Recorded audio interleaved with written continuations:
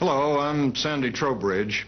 In my job as Vice Chairman of Allied Chemical, I've become acutely aware of the seriousness of our national energy problem. Like most of industry, we use vast amounts of energy to satisfy our needs for both raw materials and power to produce the goods and to provide the employment necessary to our economy. We're very much concerned about the energy problems of our country and the critical decisions which we face. But the decisions on energy which will influence our industry will also have a bearing on each and every one of us as individuals. How cold we are in the winter, how warm we are in the summer, how much we drive, how we spend our vacations and leisure hours, and many other ways. We can all help reduce the effects of these decisions on our daily lives if each of us will save energy and use only what we really need and use it more wisely. The problem is that many Americans don't believe that they, as individuals, can make a difference, that they can really help our country through this very difficult period. At Allied Chemical, we are dedicated to helping as many people as we can to see the light. People like Kevin and Joanne and Orrin.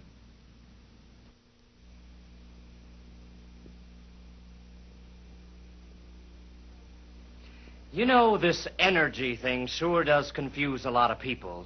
I mean, one week it's a crisis, and the next week it's no problem. Well, remember all those lines down at the gas station? Then all of a sudden we have more gas than we can accelerate away. I mean, the gulf between our needs and what's available is wide.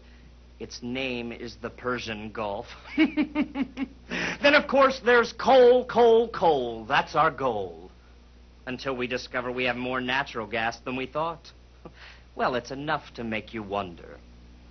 One day they say, you've got to conserve.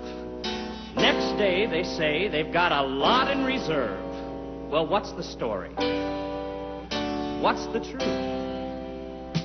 First they say, without any doubt, use any more and you're sure to run out. What's the story? What's the truth?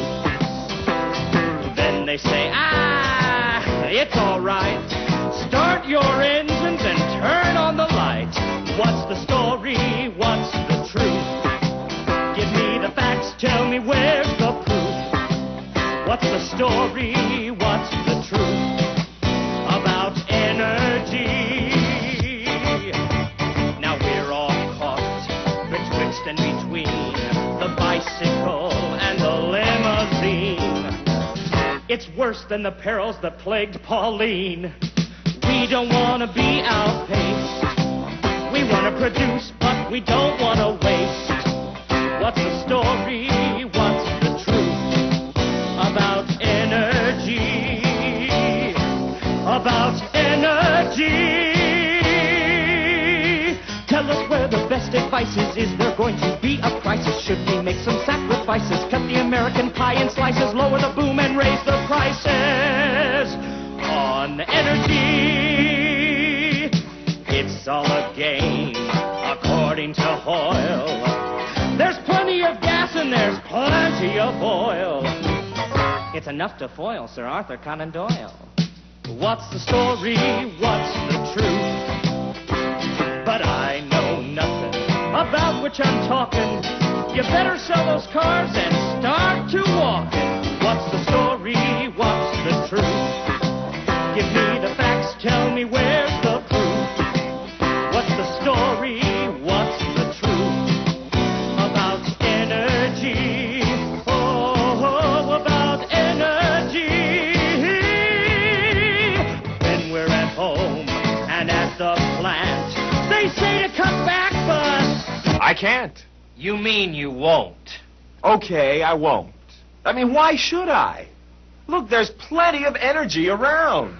You know, I heard that the Russians and the Chinese have gotten together with the Peruvians and the Australians and the Indians and the Eskimos and have stored away enough energy to run the world for another 3,216 years. Now, that's what I heard.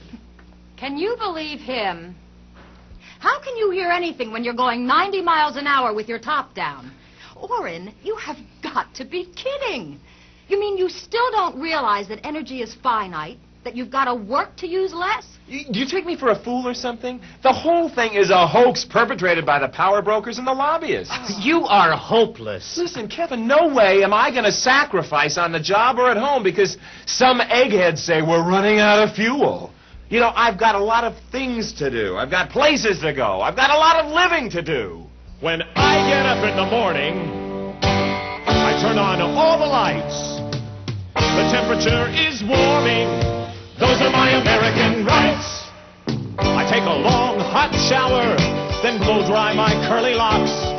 I shave with electric power and invest in utility stocks. Invest in utility stocks. I'm the great American consumer. I will not be refused. Ignore those hour of doomers. Energy is here to be used. Energy is here to be used. So maybe we run out in 1,000 years. Those are simply unproven fears. Who cares what some master of oversell says? The problem's not mine, it's someone else's. I leave the house with the thermostat set at 75. Leave the TV on for the cat before I start my drive. I climb into my big V8 and speed my way to the job. Going 70 feels just great. I'm no slow poking slob. He's no slow poking slob. I'm the great American consumer. I will not be refused. Don't believe that shortage rumor. Why, energy is here to be used.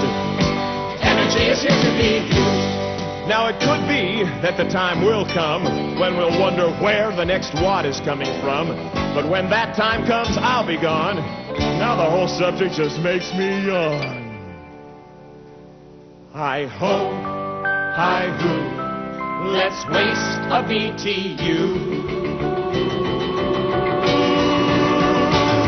I'm the great American consumer. I will not be refused. Come on, where's your sense of humor? Energy is here to be used. Energy is here to be used. Ain't it a gas? Energy is here to be used. Bet your oil bill